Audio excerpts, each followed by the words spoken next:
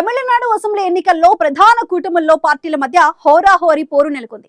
Assembly ఎన్నికల్లో విజయం సాధించేందుకు ప్రధాన పార్టీల అభ్యర్థులు తీవ్రంగా శ్రమిస్తున్నారు. అయితే వారికి డూప్లికేట్ అభ్యర్థులు తీవ్ర సమస్యగా మారారు. ఒకే నియోజకవర్గంలో ఒకే పేరులో పలువురు అభ్యర్థులు బరిలో నిలుస్తూ ఉండటంతో ఆ ఎఫెక్ట్ వారిపై పడుతుందని ఆందోళనకు గురవుతున్నారు.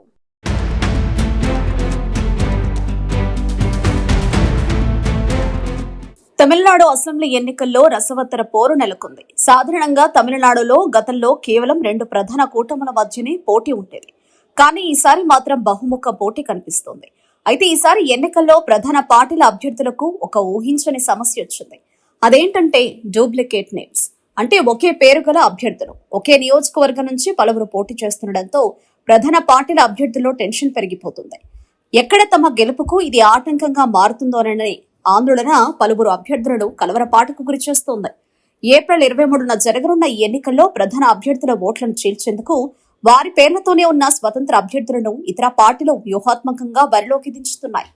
డిఎంకే, ఏఐఏడీఎంకే వంటి ప్రధాన పార్టీల అభ్యర్థులకు పోటీగా అదే పేరు ఉన్న వ్యక్తులు స్వతంత్రులుగా నామినేషన్లు దాఖలు చేస్తున్నారు.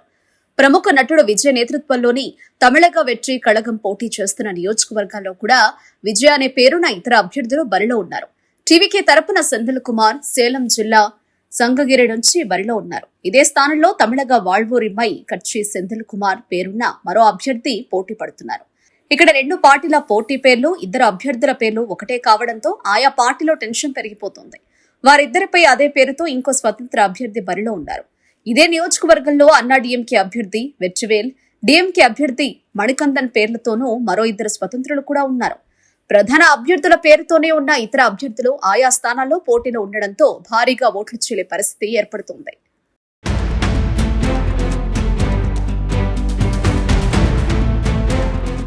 తమిళనాడు రాష్ట్ర వ్యాప్తంగా మొత్తం 234 నియోజకవర్గాలుంటే అందులో 100 స్థానాల్లో ప్రధాన అభ్యర్థుల పేరుతోనే డూప్లికేట్ గా పోటీకి దిగిన స్వతంత్రులున్నారు. సుమారు 20 మంది కన్నా ఎక్కువ అభ్యర్థులు పోటీలో ఉన్న నియోజకవర్గాల్లోనే ఈ పరిస్థితులున్నాయి.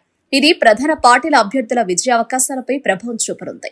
ప్రధానంగా డీఎంకే, అన్నా డీఎంకే అభ్యర్థులపై ఈ డూప్లికేట్ వ్యూహాన్ని గుర్తుపెట్టినట్లు తెలుస్తోంది. డీఎంకే 47 స్థానాల్లో, అన్నా డీఎంకే 36 స్థానాల్లో ఈ పరీక్షను ఎదుర్కొంటున్నాయి. ఆ తర్వాత టీవీకే 16, ఎన్టీకే 6, బీజేపీ, పీఎంకే 3 చోట్ల ఇతరత్రా పార్టీలు తాము పోటీకి ఉంచిన వారి పేర్లతోనే ఉన్న ఇతర అభ్యర్థులతో ఇబ్బందులు పడుతున్నాయి. మొత్తంగా 259 మంది ఇతర అభ్యర్థుల పేరుతోనే బరిలో ఉన్నట్లు స్పష్టత వస్తోంది. ఈ ప్రభావం 151 మంది అభ్యర్థులపై పడుతోంది. ఎన్నికల్లో డూప్లికేట్ అభ్యర్థుల సమస్యను అరికట్టడానికి ఎన్నికల కమిషన్ స్పెషల్ ఇంటెన్సివ్ రివిజన్ చేపట్టింది. తమిళనాడు ఓటర్ల జాబితా నుండి సుమారు 70 లక్షలకు పైగా డూప్లికేట్, చనిపోయిన వారి, వలస వెళ్లిన వారి పేర్లను తొలగించారు. సుమారు 1.7 కోట్ల మంది ఓటర్లకు సంబంధించి తండ్రి పేరు లేదా వయసు వంటి వివరాలలో తేడాలు ఉన్నట్లు గుర్తించి వాటిపై విచారణ చేపట్టారు. జాబితా నుండి తొలగించిన లేదా అభ్యంతరాలు ఉన్న పేర్లను బహిరంగ ప్రదేశాల్లో ప్రదర్శించాలని బాధిత ఓటర్లు తమ ఆధారాలను సమర్పించేందుకు 10 రోజుల గడువు ఇవ్వాలని సుప్రీంకోర్టు ఆదేశించింది. ఈ డూప్లికేట్ నేమ్ ఎఫెక్ట్ వల్ల తమకు పడాల్సిన ఓట్లు స్వతంత్రులకు వెళ్లిపోతే గెలుపు గుర్రాలు వెనుకబడతాయనే భయం ప్రధాన పార్టీలో నెలకొంది. ఈసారి ఎన్నికల్లో అజిత్, విజయ్ వంటి స్టార్ల ప్రభావంతో పాటు డూప్లికేట్ అభ్యర్థుల బెడద ఫలితాలను మార్చే అవకాశం ఉంది. ఓటర్లు కేవలం పేరును మాత్రమే కాకుండా అభ్యర్థికి కేటాయించిన ఎన్నికల గుర్తును స్పష్టంగా చూసి ఓటు వేయాలని ఎన్నికల అధికారులు సూచిస్తున్నారు.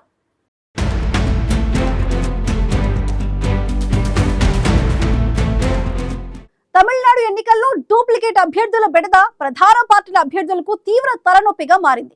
ఇలాంటి పరిస్థితుల్లో ప్రధాన పార్టీలు ఎలాంటి వ్యూహాలు అమలు చేసి తమకు డూప్లికేట్ అభ్యర్థుల నుంచి నష్టం వాటిల్లకుండా చర్యలు తీసుకుంటాయనేది చూడాలి.